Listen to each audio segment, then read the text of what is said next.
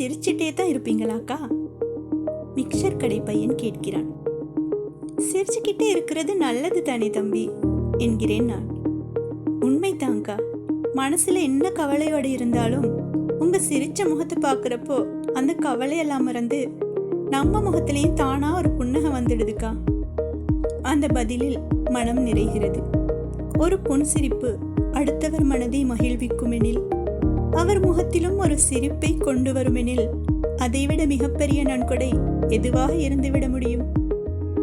ஒரு இருமல் போல, ஒரு கொட்டாவியைப் போல புன்னகைக்கும் விரைவாக அடுத்தவரிடம் தொற்றிக்கொள்ளும் சக்தி இருக்கிறது. மிக்சர் கடை பையன் சொன்ன அந்த வார்த்தைகளில் மறைந்திருந்த வாழ்க்கை தத்துவத்தை பற்றி பிடித்துக் கொள்கிறேன்.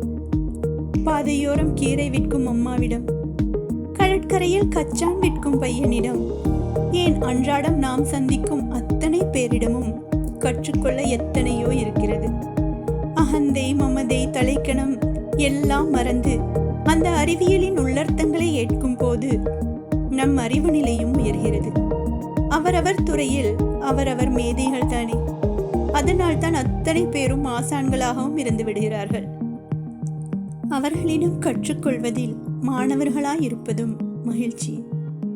எங்கெல்லாம் அறிவு கிடைக்கிறதோ அங்கெல்லாம் கற்றுக்கொள்வதும் மகிழ்ச்சி தானே.